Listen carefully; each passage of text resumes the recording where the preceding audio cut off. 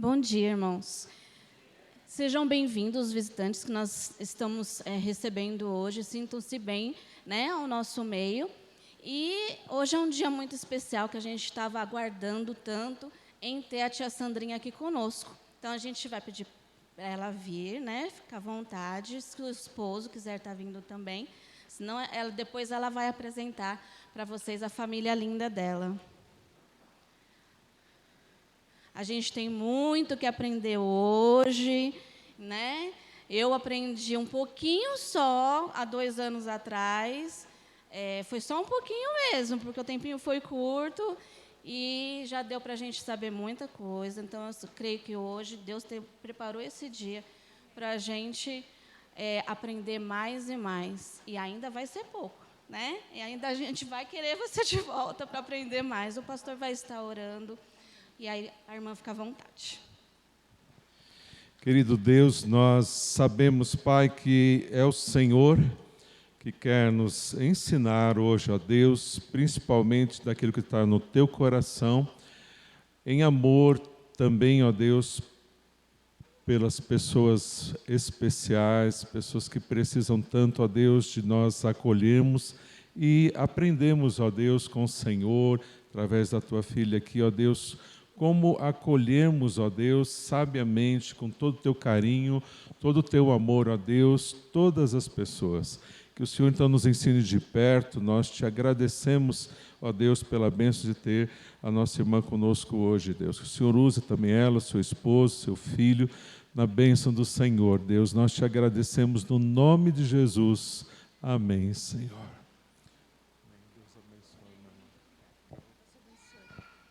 Graça e paz, bom dia. É muita alegria, né, de estarmos aqui compartilhando algumas vivências que aconteceram na nossa vida, né? Foi tudo a infância do nosso filho foi com bastante turbulência, nós podemos assim dizer, mas a gente vem aqui para trazer para vocês algo que Deus fez na nossa vida. Aí eu quero convidar o Lucas. Lucas, ele vai se apresentar. E a gente sabe que estar aqui na frente é difícil, né? Para a gente falar, para a gente... como que a gente deve se proceder, pegar um microfone, olhar para as pessoas, né? Até... eu peguei um pouquinho da aula da professora aqui, e ela falou um pouquinho até sobre isso. As pessoas, na grande maioria, são tímidas, a gente precisa de uma habilidade, né, para falar, para pegar um microfone. Então, o Lucas ele vai se apresentar para nós, que as pessoas aqui não conhecem o Lucas, não é verdade? Então, nós vamos conhecer o Lucas, né, Lucas? Ele está... observando que aqui de cima é um pouquinho diferente, né? Dá para ver tudo, né, Lucas? Meu nome é Lucas Bento, eu tenho 19 anos, terminei o ensino médio em 2020, pinto quadros, faço aula de informática e jogo basquete.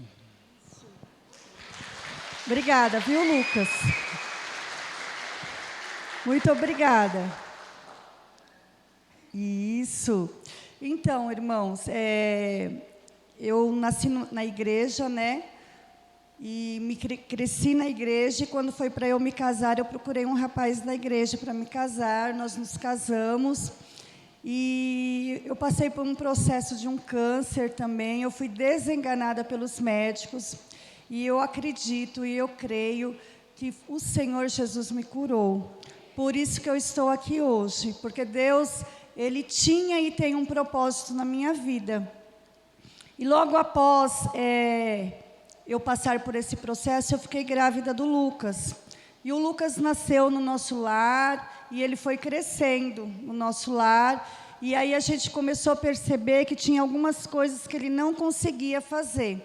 Então, eu sempre falo que é muito importante a gente fazer a observação. O que essa criança sabe fazer e o que essa criança não sabe fazer.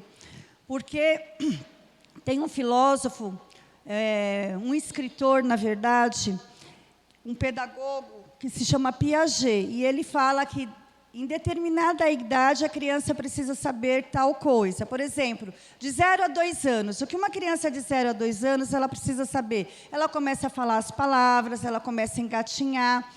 E aí, nós começamos a perceber que algumas coisas demorou, vamos assim dizer. E quando demora, a mamãe ela já fica mais preocupada. Né? Ele não está conseguindo fazer isso. Então, o que é dentro da normalidade de uma criança fazer?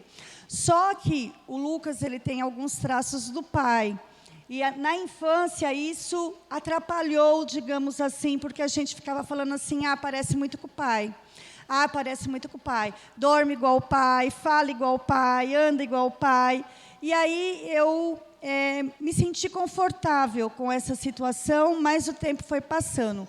Mas tinha algumas coisas que me incomodavam demais. Por exemplo, atravessar a rua. O Lucas não conseguia atravessar a rua, porque quando a gente atravessa a rua, a gente precisa ter uma concentração no nosso olhar ao atravessar a rua.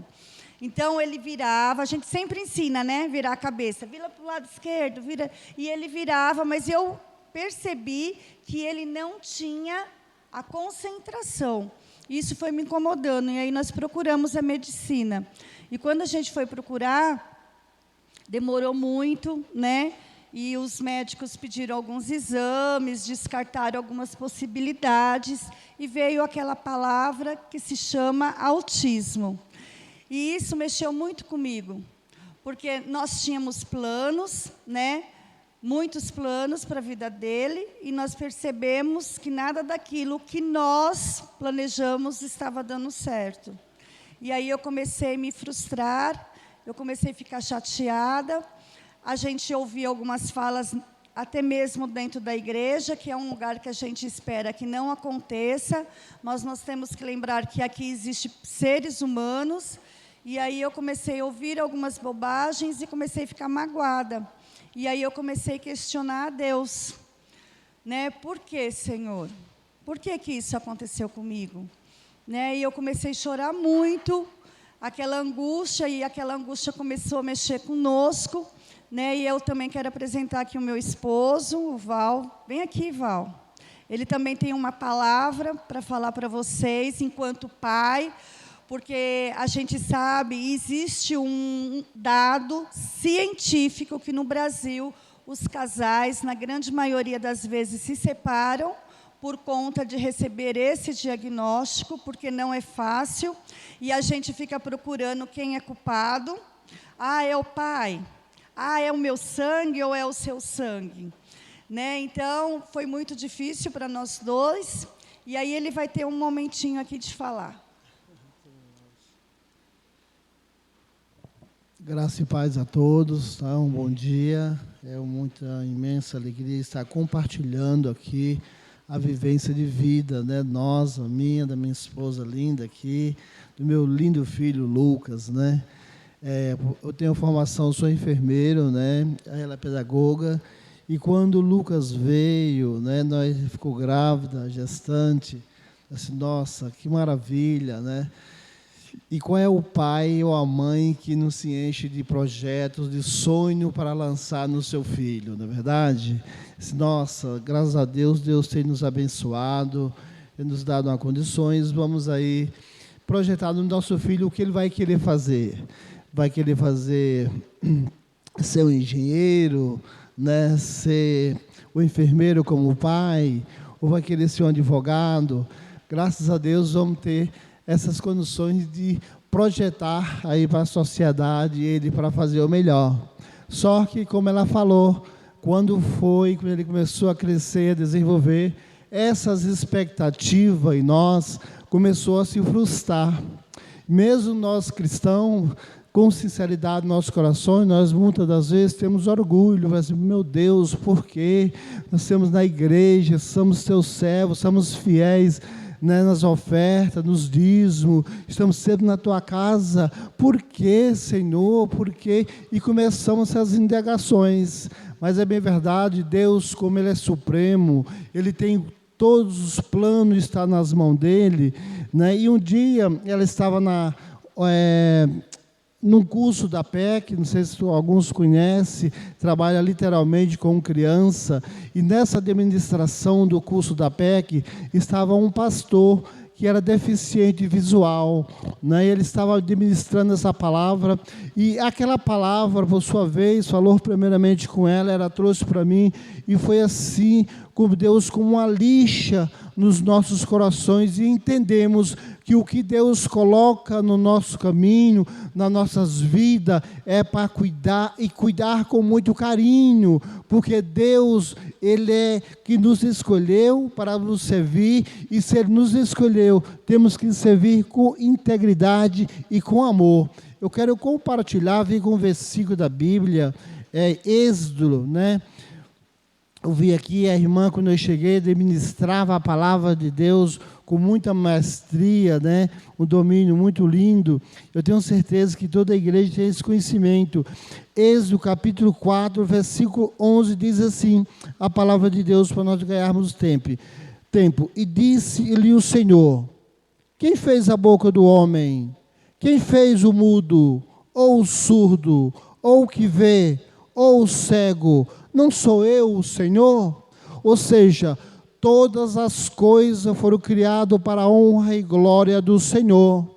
Entendemos que se o Senhor o criou e colocou para nós cuidarmos, temos que cuidar com muito amor, ainda mais, dar o melhor amor possível, que Ele é diferenciado. Ele tem uma inteligência, um cognitivo diferente do nosso, é claro, mas a inteligência, a alma que tem dentro dele, é igual à minha e à sua para Deus. Ou seja, temos que cuidar com muito amor, com muita dedicação. Ou seja, eu digo, Senhor, tenha misericórdia de nossa soberba, do nosso orgulho, que muitas das vezes pensamos só em nós, mas nos ajuda a entender esse filho. Ou seja, ele para nós tem sido uma lixa, tem nos mostrado o amor, a sinceridade, a pureza. Ou seja, aí Deus nos ajudou. Graças a Deus, o amamos com muito carinho, fazemos o melhor para Ele. Ela vai falar aqui o desenvolvimento que Ele tem feito, que Ele tem realizado na vida dele. E isso para nós tem sido com muito orgulho, e defendemos essa bandeira sim, com muito amor, porque foi Deus que colocou nas nossas vidas. Amém? Deus abençoe. Continua.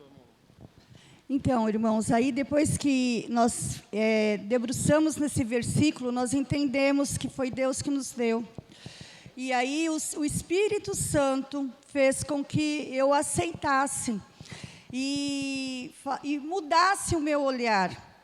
Inclusive, ele é enfermeiro, ele trabalha à noite, eu sou professora da rede, e eu não podia levar ele para fazer terapia. Então, quem sempre levou é o pai para a terapia. Só que, às vezes, ele falava assim para mim, eu estou cansado, né? Trabalhei a noite inteira. Quando eu chego lá, ele está jogando dominó.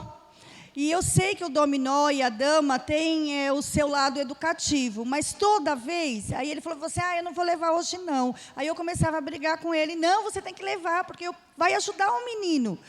E aí ele falou assim, mas eu chego lá, ele está jogando dominó. Terça jogou dominó, quinta jogou dominó. Aí eu falei assim, então, você quer saber de uma coisa? Eu vou estudar.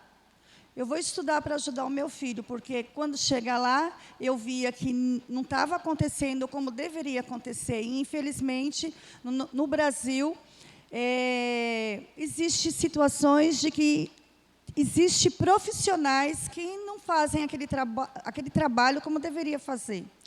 E aí eu falei assim, eu vou estudar, e aí eu comecei a estudar, e durante o processo dele fazer as terapias, Deus colocou um médico no nosso caminho, o Dr. Robson, que iluminou a nossa mente, me mostrou, e aí eu comecei a ler, comecei a estudar, e percebi que realmente a fala do médico era coerente, e aí foi melhorando as situações, o Lucas foi se desenvolvendo, né, e algumas coisas que me intrigavam, a gente foi melhorando dentro de casa, o nosso comportamento em relação a ele, porque ele pensa diferente E não é só o pensar, o cérebro dele é diferente. Então, por exemplo, quando eu falo assim para ele, Lucas, nós vamos numa igreja e essa igreja é no final do mundo. Aí ele ficava assim, mas final do mundo? O que é final do mundo? Então, assim, ele não entende metáfora, tem dificuldade de entender metáfora, né? Então, a gente começou a explicar diferente. Olha, é como se fosse, é um modo de dizer. E, inclusive, na igreja também, nós utilizamos muitas metáforas, porque Jesus, quando esteve aqui na Terra, ele usou as situações da vida dele, né? As frutas, as sementes, né? Os animais, esse contexto do campo, para dar uma lição nas pessoas, para ensinar algo para as pessoas. Então, nós percebemos que ele não entendia metáfora, então o autismo ele não entende metáfora. Aí você pode ir para o próximo, tá bom? Fazendo favor. Aí eu comecei a explicar para ele o que é metáfora, e aí ele começou a aprender, até que um dia nós fomos numa... tá. Você faz esse favor para mim, que senão eu vou me atrapalhar aqui. Eu não sei se pega no microfone ou se pego no controle. Aí, um dia nós fomos num podólogo, né, que ele tinha uma unha encravada, e eu falei assim para ele, Lucas, você vai entrar e eu vou ficar aqui. Você já está grande, você pode entrar sozinho. Aí ele falou assim, mãe, você vai me deixar na Rua da Amargura? Aí eu falei assim, então... Ele já entendeu que é metáfora, né? Aí ele até usou uma, e eu já comecei a falar assim, nossa, já estou feliz, já está aprendendo. Então, são algumas situações que nós vivemos no nosso dia a dia. Então, o que eu posso dizer, próximo? O que eu posso dizer, o que é o autismo? O autismo, ele é um transtorno global do desenvolvimento. Ele não é uma doença, ele é um transtorno. Doença, a gente toma um remédio e, na grande maioria das vezes, a gente se cura, se sara, está com uma dor, toma um remédio e passa. O autismo, não. O que acontece com o autismo é que ele pode ser desenvolvido. Eu posso desenvolver essa criança a ponto de chegar perto de um adulto típico, né? A gente fala pessoa típica e criança atípica. Então, eu vou desenvolver, eu vou criar estratégias para desenvolver essa pessoa. Então, o autismo ele tem déficit em 3 pontos. Por exemplo, déficit na comunicação. Prejuízo na interação social. Ele não conversa. Na grande maioria das vezes, você fica falando sozinho. Então, por exemplo, assim, oi. Aí ele fala, oi. Ele não dá continuidade nessa conversa. Então, quando a gente se encontra, a gente fala, oi, tudo bem? Como foi a sua semana? Como você está? E devolve essa conversa. Então, eles não devolvem essa conversa. Eu preciso ensinar, literalmente ensinar a cumprimentar, a dizer um bom dia, a dizer como foi a sua semana, a dizer se está tudo bem, se não está tudo bem. Eu preciso ensinar. E eles também têm um déficit na comunicação. Então, às vezes, eles não falam, demora a falar. Alguns não falam e não se comunicam. Eu posso não falar, mas me comunicar, apontar o dedo, sinalizar, dizer que estou com uma dor. Então, o autismo ele pode ser assim. Todas as pessoas são dessa forma? Não, porque o autismo ele tem a sua essência, mas cada um é único. Então, o meu, ele começou a falar normalmente, como todas as pessoas falam, no período que é para falar. Mas tem autista que demora para falar. Então, são pontos de atenção que eu preciso ter quando essa criança está crescendo. Quando essa criança está crescendo, o que eu preciso observar? Então, vamos lá, eu já falei 3 coisas para você. Prejuízo na interação social, na comunicação e as estereotipias. Então, não consegue ficar muito tempo sentado, levanta e fica fazendo movimento. Então, cada um tem o seu movimento, um mexe com a cabeça, outro balança os braços, outros balançam as pernas, principalmente quando está muito ansioso. Então, se eu sei que amanhã eu vou passear para ir para um lugar legal, aí eu fico ansioso e já começo a fazer esses movimentos. Eu sei que eu vou comer uma comida gostosa, aí eu já começo a ficar fazendo os movimentos. Então, o movimento, na verdade, a estereotipia, ele tranquiliza a criança, ele dá um bem-estar para a pessoa. Então, naturalmente, isso é deles. E isso me incomodava muito, porque ele fazia os movimentos na igreja, e a igreja, se você observar, existe um padrão de comportamento. Então, todos vocês estão sentados me ouvindo. Então, a criança, às vezes, não consegue ficar todo esse período.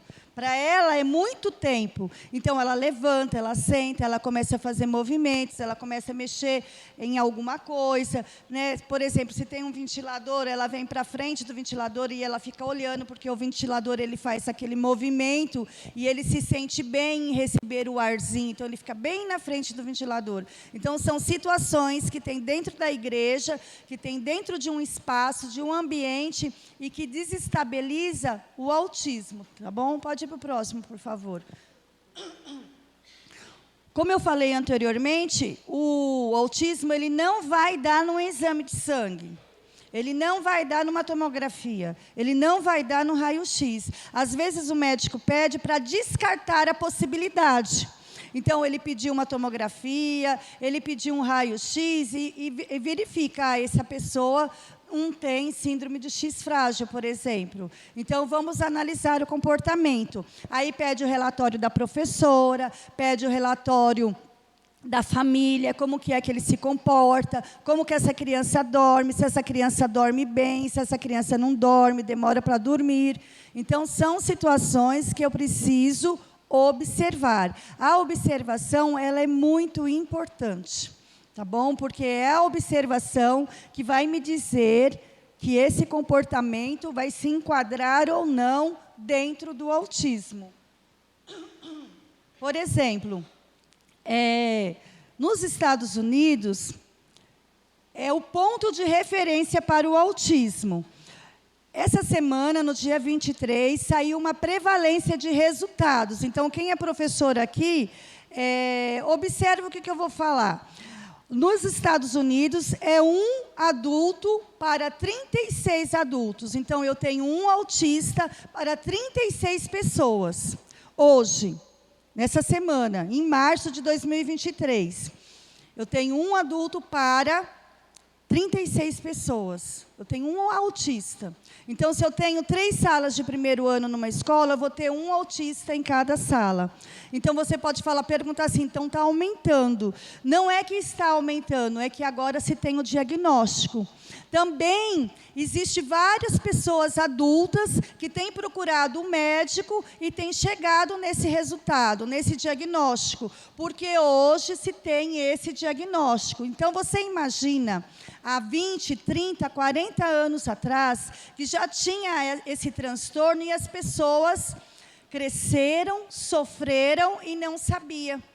Então, você imagina nós, há 20 anos atrás, essa angústia que eu tinha, esse sofrimento de ver que a pessoa tinha um comportamento e não saber o que era. Então, muitas pessoas, principalmente na escola, falavam assim, ele é preguiçoso, ele não quer fazer nada, precisa dar uma surra, precisa apanhar, precisa de correção, a mãe passa a mão na cabeça. Então, isso tudo eu ouvi, e realmente eu acreditei que era preguiça, eu realmente acreditei que eu estava sendo mole, que eu precisava ser mais firme. Então, a professora mandava para casa, por exemplo, a cópia de um hino nacional. Agora, eu estudei, eu entendo qual que é o objetivo de você fazer a cópia de um hino nacional. E o hino nacional é enorme. E aí eu ficava, vamos, Lucas, copia, vamos, Lucas, copia. E ele não conseguia terminar nunca. Ele terminava uma linha, levantava, ia no banheiro, fazia os movimentos. Terminava uma letra, levantava, pensava em outra coisa, mas não conseguia terminar. Então, hoje se tem o diagnóstico. Essa prevalência é dos Estados Unidos. 1 pessoa para 36 adultos. No Brasil, não se tem ainda. Mas o censo, daqui uns dias, pode bater na porta da sua casa e perguntar, tem alguma pessoa aqui que é diagnosticado com autismo? E aí, esse resultado vai sair em 2025. Então, o Brasil ele anda a passos lentos em relação à inclusão do autismo. Nós não temos dados, tá bom? Pode ir para o próximo, por favor.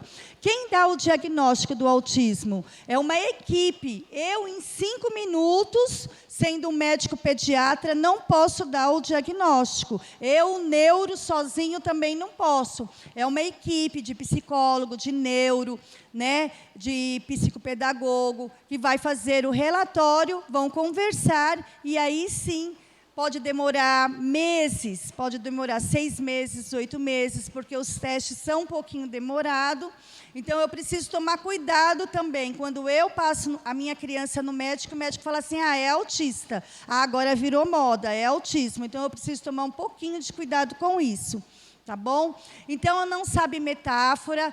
Tem uma fala mnemônica, ele fica repetindo várias vezes. Pode ser que você pergunte para alguém que você conheça, que é autista, e pergunta, qual que é o seu nome? E ele repetir a sua fala. Qual é o seu nome? Qual é o seu nome? Qual é o seu nome? Ou repetir algum trecho de algum desenho que ele gosta muito, aí ele fica repetindo.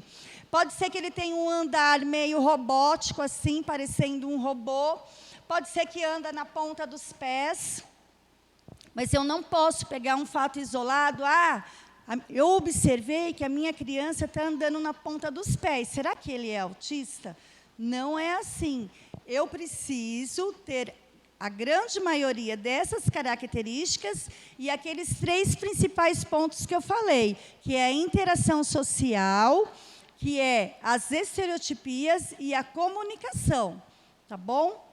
O barulho incomoda, vocês, não sei se vocês observaram, até nós, às vezes, ficamos incomodados. O prato, quando caiu, a primeira coisa que ele fez foi colocar a mão no ouvido, porque nós temos os 5 sentidos, audição, o olfato, né? Audição, visão, olfato, paladar e o tato. Neles é bem aguçado. Então, chega a doer. Então, o caminhão está passando lá na avenida, ele já ouve e coloca a mão no ouvido. Ou, por exemplo, já teve situações de a gente estar na igreja e ele falar assim para mim, mãe, eu estou sentindo o cheiro de batata frita. E eu, filho, mas aqui não está fazendo batata frita. Aí ele fala assim, mas eu estou sentindo o cheiro. Quando termina o culto, que a gente vira a rua, tem alguém vendendo batata frita. Então, eles sentem bem antes do que nós, é bem apurado. Ou, por exemplo, assim, aconteceu de uma situação de a gente estar na avenida, na Radial Leste, e ele falar assim para nós, mãe, eu estou sentindo o cheiro de gasolina. Aí a gente dá uma olhada no carro para ver se está algum vazamento, alguma coisa. Quando a gente anda 2 metros, 3 metros à frente, a gente vê o posto de gasolina sendo abastecido por aquele caminhão bem grandão. E aí a gente consegue entender que nele, os 5 sentidos é bem diferente. Tá bom? A rotina dessa criança, ela precisa ser uma rotina. Então, por exemplo, na igreja, tem uma rotina, tem um ritual de culto. O dia que, por exemplo, que nem hoje aconteceu aqui, mudou a rotina da igreja, não mudou? Então, quando acontece alguma coisa que muda a rotina, eu preciso avisar. Então, por exemplo, domingo, o pastor fez isso daqui. Por conta da Páscoa, alguma coisa vai mudar. Então, ele avisou antecipadamente. Então, eu também preciso avisar essa criança que essa rotina ela vai ser mudada, porque ela já sabe como que é o ritual.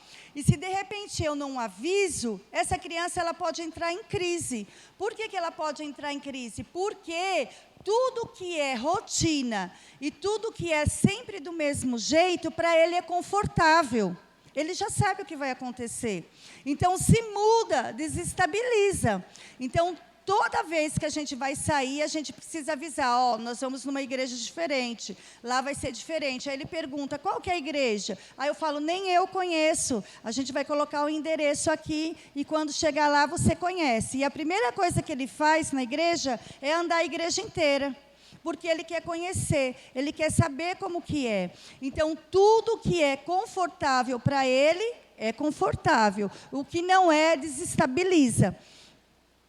Aí também eu preciso trabalhar, pode ir para o próximo, por favor. Eu preciso trabalhar também com o que ele mais gosta.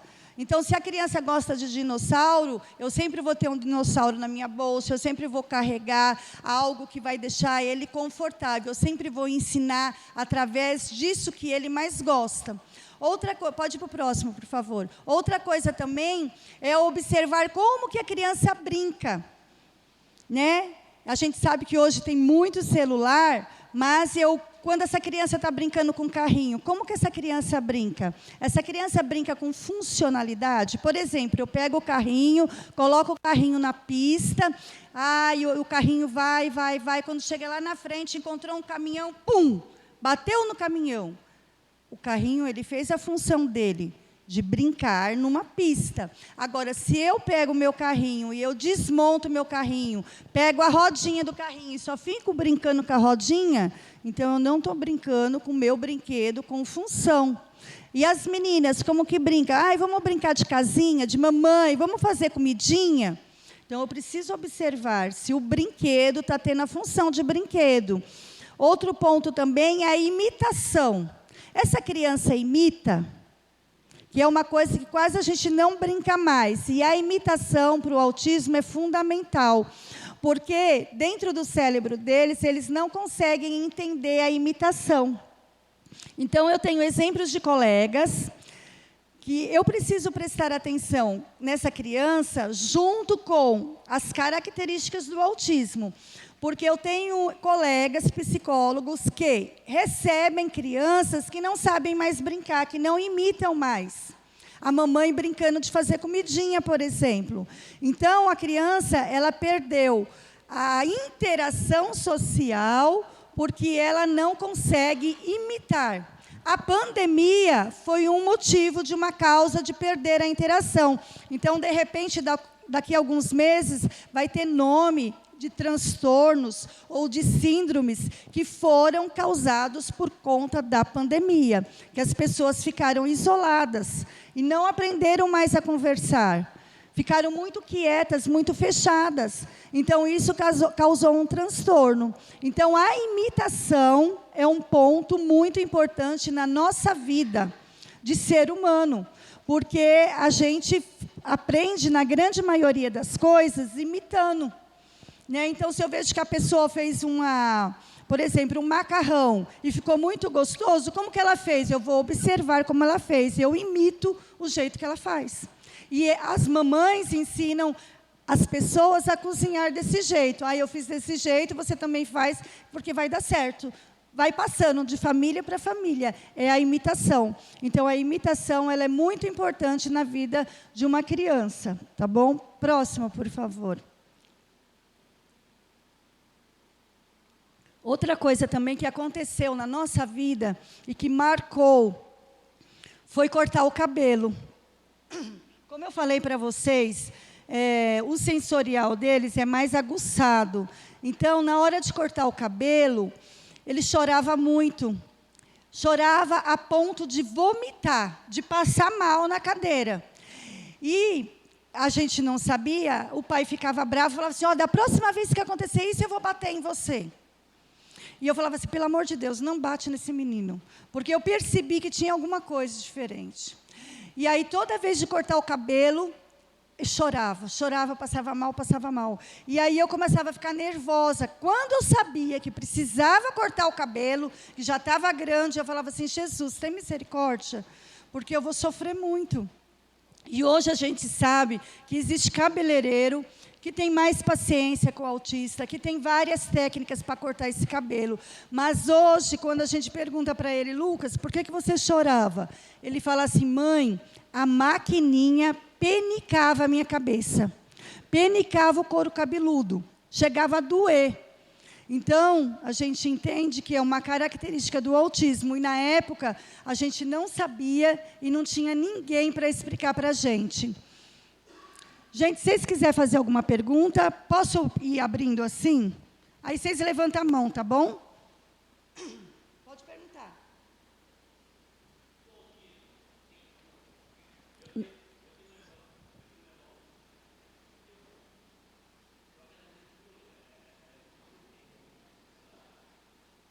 Então, ele perguntou se o autismo tem cura.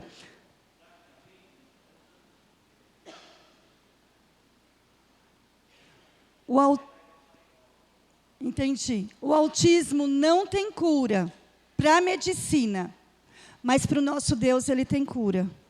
Outra coisa também, você precisa ajudar essa pessoa a se desenvolver.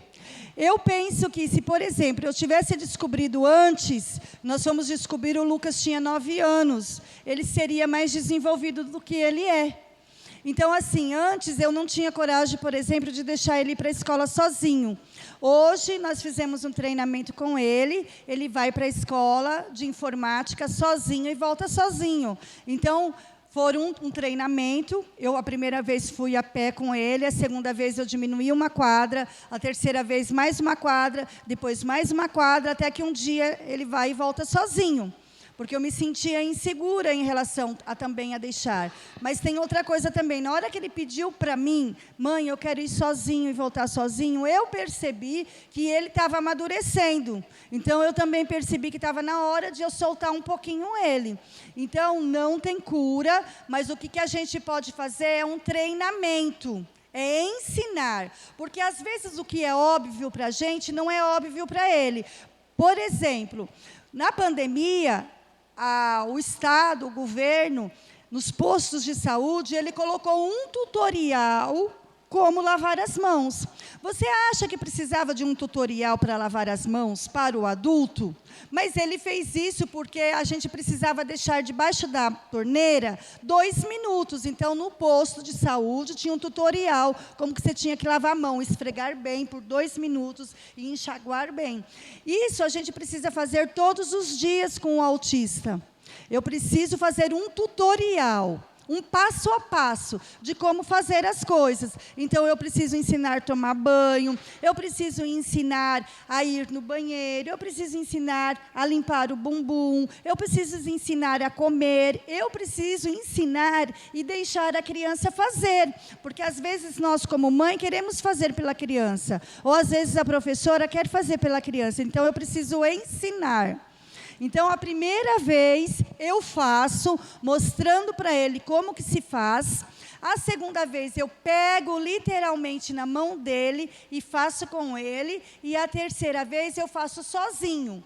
Mas não significa que na terceira vez ele já vai fazer sozinho. Então, se ele precisar de suporte, eu vou dar esse suporte para ele, até ele aprender. Então, é ensinar todos os dias a mesma coisa. Acontece que nós queremos ensinar na primeira vez e queremos que aprenda. Então, não vai aprender. Então, existem muitas situações em casa que a gente repete muitas vezes as coisas. Pode perguntar.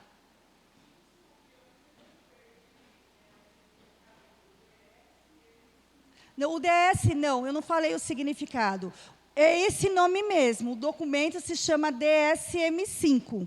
Ele é um documento que ali ele tem, eu posso falar assim, as características, não é só do autismo, são as características de doenças mentais. Então, DI, que é deficiência intelectual, síndrome de Down, autismo, dislexia, todas as doenças que são transtornos estão ali, nesse DSM-5. Então, o Brasil ele utiliza esse documento que é dos Estados Unidos.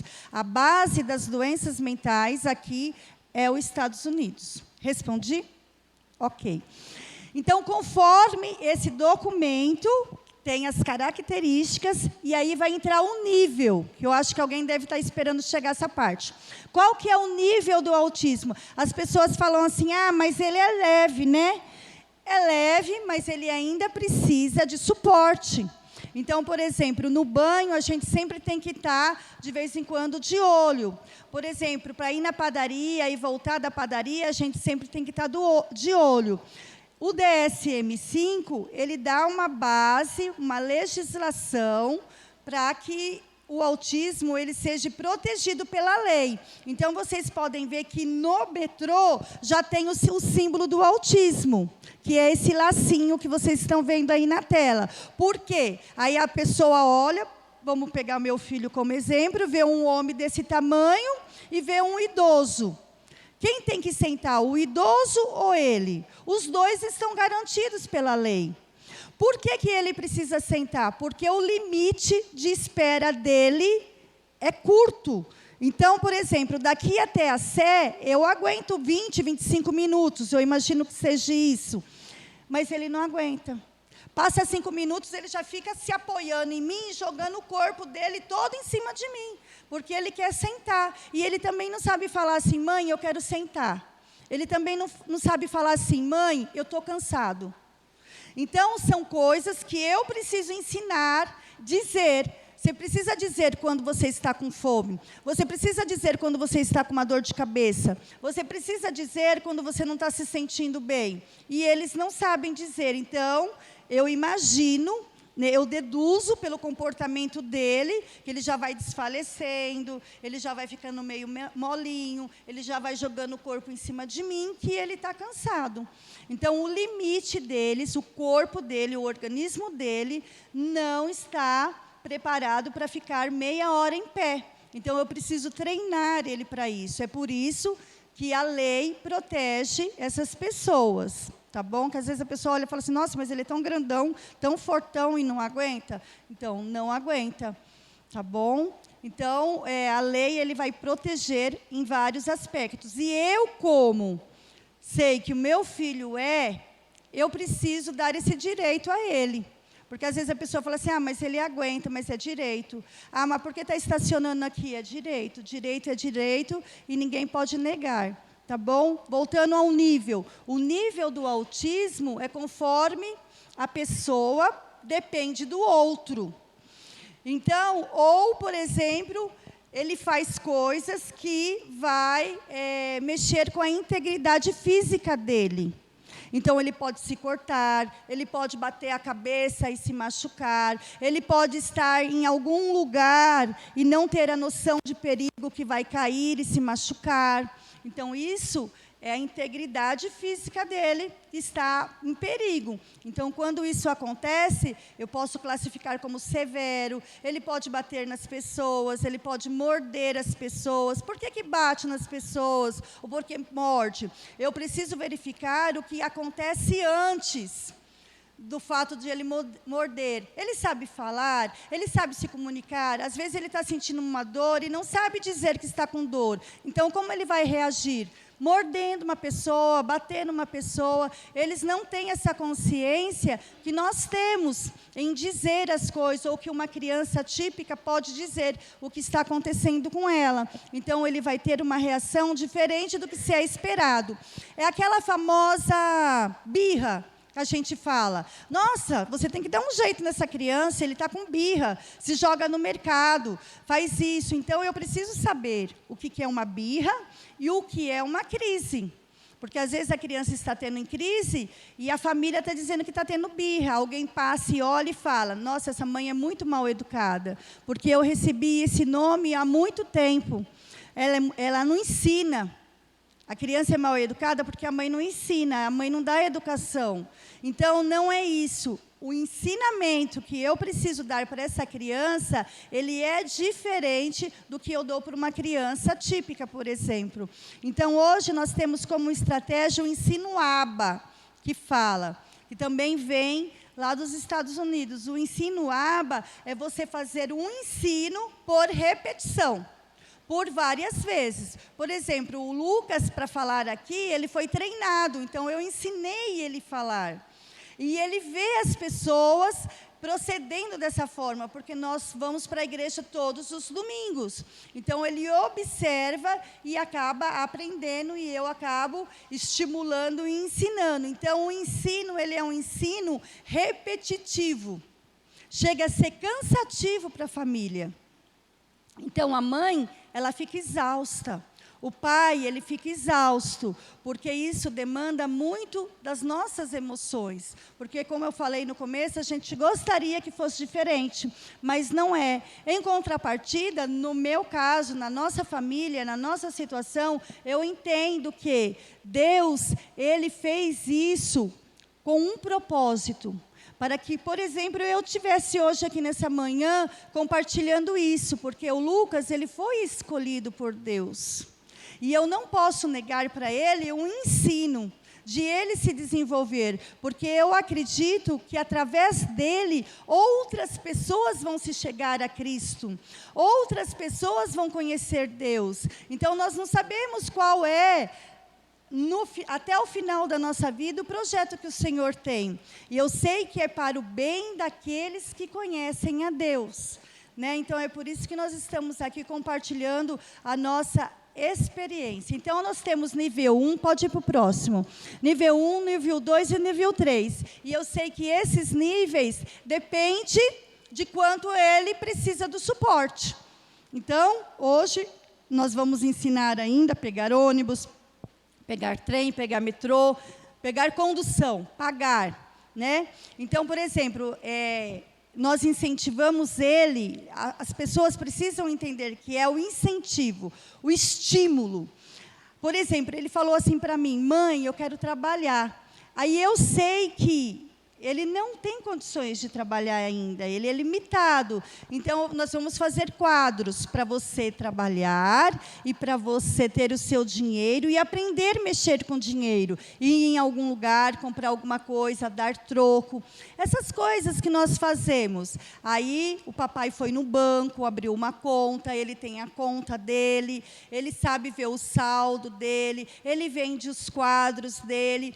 Não é uma coisa para você falar assim, nossa, ficou rico. Não é isso. É para estimular a fazer as habilidades sociais, que é a HC. A HC, habilidade social. Vocês lembram que hoje nem tanto, mas antigamente, há 30, 40 anos atrás, as pessoas não tinham muita facilidade aos estudos. Então, nós tínhamos adultos que não sabiam ler e escrever. Hoje é mais difícil. Mas antigamente, eu lembro quando eu era criança, muitos adultos não sabiam ler e escrever, mas trabalhavam, sustentavam a sua família. Nós conhecemos famílias que foram sustentadas por pais que nunca entraram numa escola. Mas ele trabalhava, é isso. É você ter uma habilidade social para fazer tal coisa, trabalhar, ter uma família e sustentar. Então, o quadro que ele pinta é para estimular.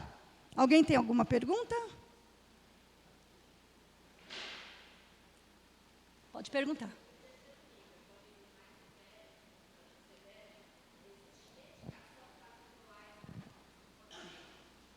Então, a medicação, existe medicação, só que no nosso caso, porque assim, as estereotipias me incomodavam. Quando eu passei no médico, eu até pedi um remédio para ele, mas o médico falou assim, ele vai ficar viciado. Então, existe medicação para dormir, porque o sono deles é diferente. Então, eu passei num psicólogo, esse psicólogo, ele usa floral, porque o floral ele não cria dependência do medicamento. E existem outras técnicas também para dormir, por exemplo, deixar tudo bem escuro, ter horário para dormir, não dar celular ou televisão antes de dormir, não dar alimentação que estimula ter energia, por exemplo, chocolate, Nescau. Se você dá um chocolate, um Nescau antes de dormir, a criança vai ficar cheia de energia, não vai querer dormir. Então, a gente sempre tenta, na medida do possível, fazer com que estipule o horário para ele dormir. Por exemplo, eu sabia que hoje a gente ia levantar um pouquinho mais cedo. Então, Lucas, você já sabe, vai dormir no horário, não mexe com o celular. Eu procuro deixar o ambiente bem escuro para que o sono venha com mais facilidade. Mas existe medicação e aí precisa ter o controle do médico, tá bom? Próximo, por favor. Observação e estímulo é a nossa palavra de hoje. Você observa e você estimula. Próximo, por favor. Habilidade de comunicação, foi o que eu falei, pode ir para o próximo. A habilidade de comunicação ela é muito importante. Eu preciso incentivar essa criança a falar, a se comunicar, a resolver problemas. Por exemplo, se o gás na minha casa estiver vazando, como é que ele vai saber resolver esse problema? Então, eu já ensinei para ele o cheiro do gás. Eu soltei um pouco um dia na minha casa e falei para ele, se você sentir esse cheiro diferente, é porque o gás está vazando. E o gás, expliquei toda a situação, o que pode acontecer, para ele ter noção.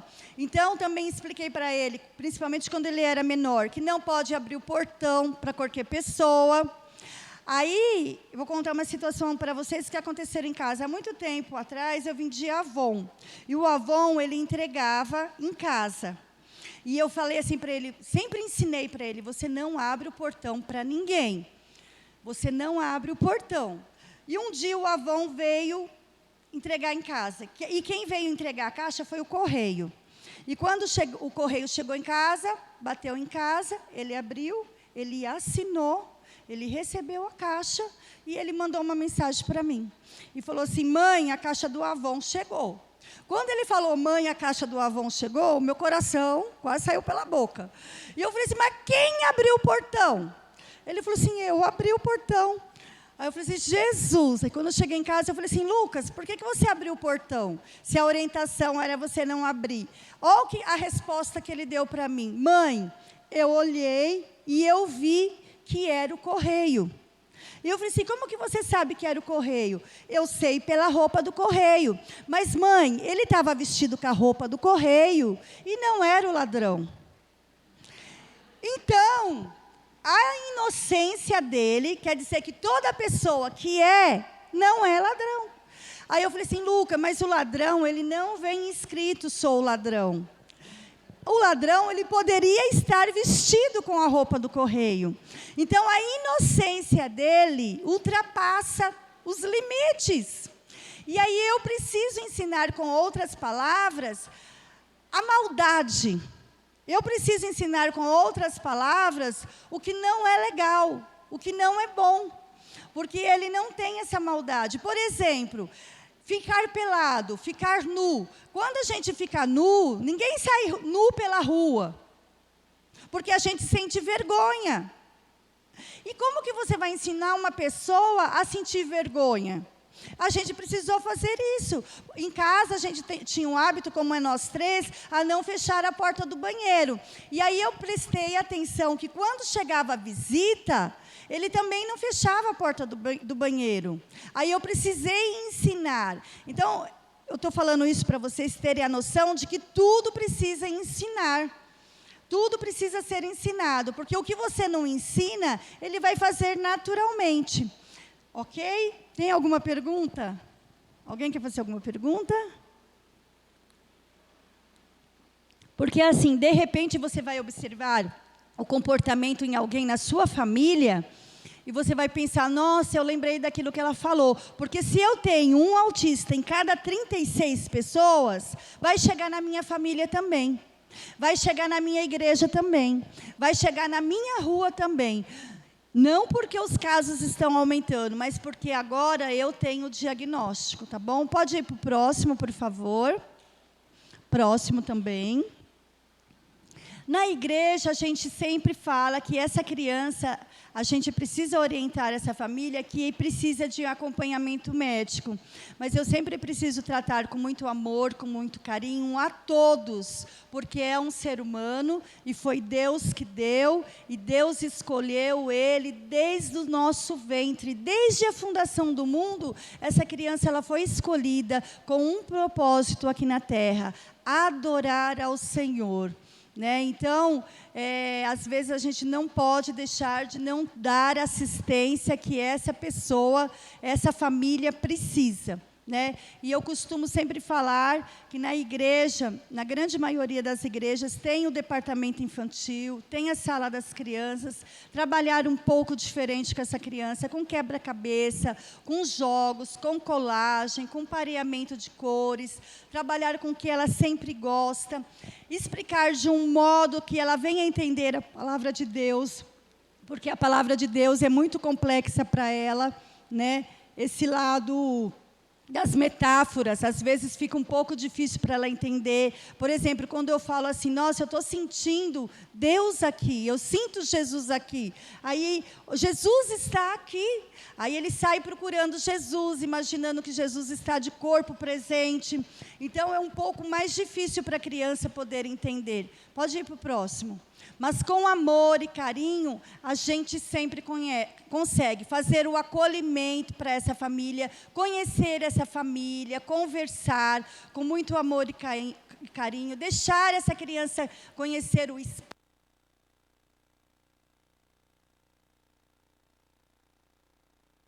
Trabalhar com o que ela mais gosta, estar conectado, né? Com essa família. Pode ir para o próximo. E fazer essa conscientização, que é muito importante, essa oportunidade, agradeço de todo o nosso coração, a nossa família agradece, né, estar contribuindo com a igreja, porque é só com o amor e a graça que nós conseguimos alcançar essa bondade. Eu escrevi outro livro, ainda vai chegar da gráfica, sobre Mefibosete, que ele foi uma criança que tinha tudo, né? Era filho do rei, rico, tinha tudo para ser uma criança feliz, brincar com tudo que ela podia naquela época. E, quando na guerra ela saiu correndo, caiu do braço da sua babá e ficou uma criança deficiente por toda a vida. Foi esquecida na cidade de Lodebar. E aí eu escrevi um livro contando essa história.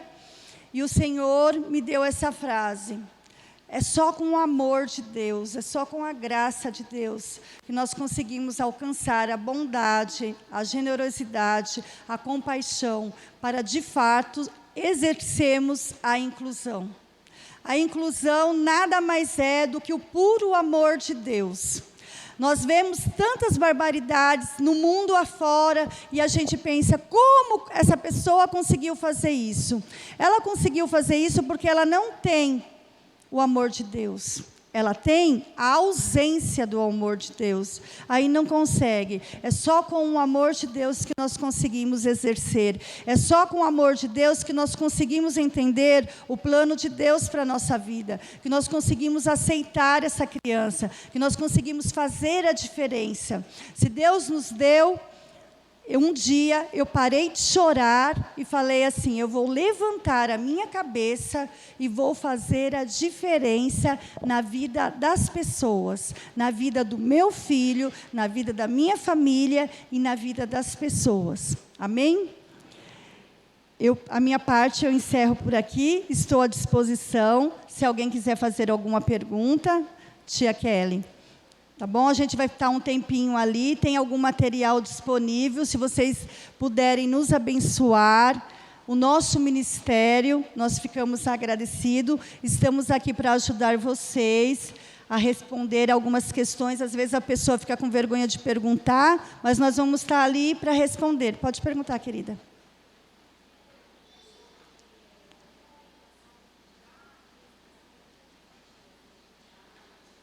Então, no culto infantil, o que é necessário? Você precisa ter uma professora para essa criança e você vai usar recurso visual, que se chama prancha. Por exemplo, até para qualquer família, não só na igreja, mas em casa, como ir no banheiro, como escovar os dentes, você vai usar história social, joga no Google, história social, autismo, joga no Google, prancha, autismo, que vai aparecer várias coisas e você vai entender. Por exemplo, como que eu vou contar para a criança a história do Zaqueu? Eu conto a história de Zaqueu por imagens, eu posso colocar vários rolinhos de papel higiênico, colar a imagem e fazer um tutorial, um passo a passo do que aconteceu. E aí eu não conto tudo de uma vez, eu vou contando bem picadinho, para ela poder entender através de imagem. Tá bom? Tia Kelly? Ah, tá. Mais perguntas. Ela abriu o espaço para a plenária para perguntas. Pode perguntar. Quer falar no microfone? Porque aí fica melhor para todo mundo ouvir.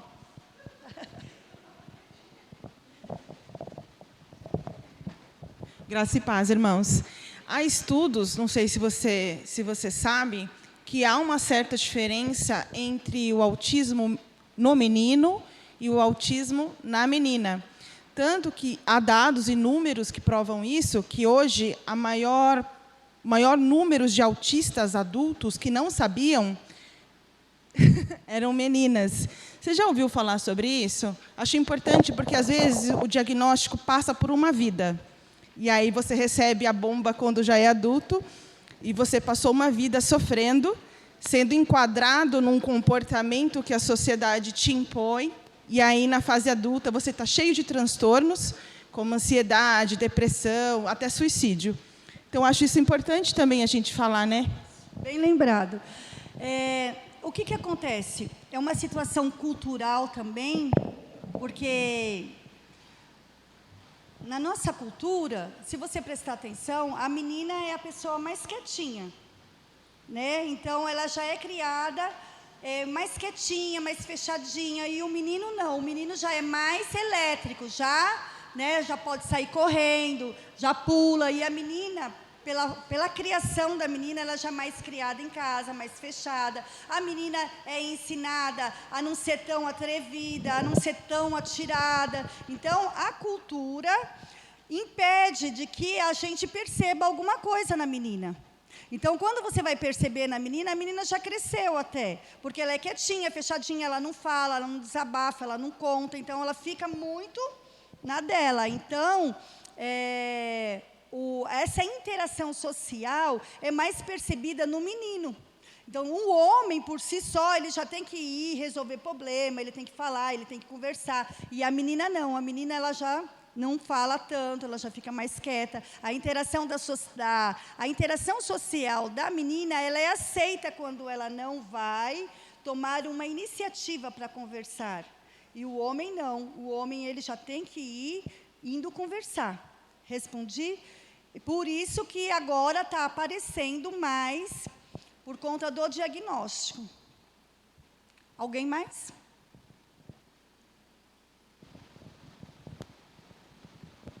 Olá. Nós temos no nosso governo algum canal ou alguma instituição, alguma coisa do governo que a gente possa indicar como apoio a essas famílias, indicar para algum tipo de orientação? Então, inicia-se assim, você passa no posto de saúde, o pediatra do posto encaminha para o CAPS. Já ouviram? Eu acho que até passei aqui perto de algum CAPS. Então, o CAPS é o centro que cuida disso. O CAPS ele fica com a criança até determinado tempo, porque o CAPS ele é uma instituição farmacológica, de farmácia, de medicação, de remédio. Então, se a criança não precisar de medicação forte, ele vai encaminhar para outro departamento, mas começa pelo posto de saúde que encaminha para o CAPS. Tá bom? E quem tem convênio esbarra em uma série de situações, porque o convênio, geralmente, as terapias, elas são um pouco caras. Então, às vezes, o convênio não quer cobrir. Então, quando o convênio ele não atende, ele nega, na verdade. Quando ele nega, aí você precisa ir para o Ministério Público. Infelizmente, a gente tem que ir correr atrás de outros tipos de governo, entendeu? Aí vai para o Ministério Público, entra com pedido no Ministério Público. Alguém mais?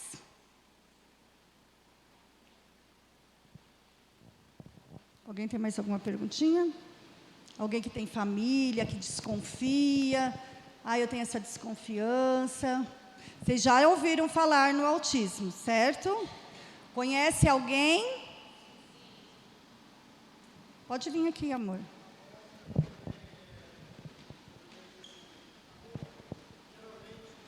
É intrínseco, né? O autismo ele pode vir acompanhado com outras especialidades. Isso geralmente está bem interessante. Eu esqueci de falar. Obrigada por lembrar. O autismo ele vem associado com outras comorbidades. Então, ele pode vir associado com síndrome de X frágil, com síndrome de Down. Ele pode vir associado com dislexia. E a dislexia também é uma situação que não parece. E a criança sofre muito na escola, porque ela não consegue aprender no mesmo tempo que as outras crianças aprendem e acaba sofrendo. Dislexia, TDAH, pode vir associados com todas essas comorbidades. Mais alguma perguntinha? Eu gostaria de saber se a criança, quando ela é incentivada, ensinada, em qualquer nível que ela tem, seja aqueles médio, intermediário, se ela consegue depois, futuramente, essa autonomia de estar sozinha em casa, de conseguir ficar um tempo quando a família tem que trabalhar fora, essas coisas, ou depende do grau que a criança tem? Depende do grau. Mas a estimulação é muito importante. Acreditar é muito importante também. Né? Porque, às vezes, o que acontece é que a família não aceita e não estimula. Então, eu não aceito e acaba não estimulando e a criança acaba ficando com um déficit, né? Com uma interação prejudicada. Tudo bem? Mais alguma? Bora lá. Eu acho que o nosso horário está dando, né? Mesmo com a ciência da família, tá? A família é ciente de que existe um autismo, que existe um determinado grau. É possível, através dos estímulos, de todo o acompanhamento, de tudo que você passou, é possível você fazer com que um determinado grau ele seja regredido para um grau mais leve ou não? Sim, é possível. É possível. Por exemplo, você está falando assim do severo e para o moderado e do moderado. Isso, sim, exatamente. Sim, com estímulo, sim. Precisa do acompanhamento, né? Precisa estar fazendo terapia, mas é possível, sim. Amém, igreja? Amém, irmãos? Muito obrigada, viu, pela oportunidade de estar aqui compartilhando a nossa história. Estamos à disposição. Qualquer coisa pode chamar. A gente que agradece, né, pelo você ter vindo. Um tempinho que, se não fosse o almoço, a gente está com as nossas barriguinhas já pedindo, a gente acho que ficava aqui, né, a tarde toda, emendava com o culto da noite, né, pastor? E a gente assim está com o coração muito agradecido, porque Deus separou esse tempinho para a gente, e que Deus abençoe muito a irmã, a sua família, né, o esposo, o Lucas, e pode ter certeza que a gente vai ter outras oportunidades, porque foi só um pouquinho. Eu vou chamar o pastor e a sua família e peço que o seu esposo, o Lucas, cadê o Lucas? Que ele possa estar vindo aqui. Pode chamar ele, fazendo favor.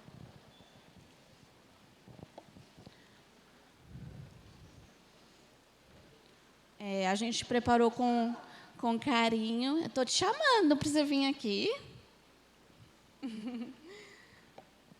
A gente preparou com carinho. É um pequeno mimo, né? O Lucas vai ganhar mimo. Vai ganhar mimo, Lucas. E vai ganhar um mimo do Lucas. A Beth e o pastor. Então, receba com carinho. A irmã fez com todo amor.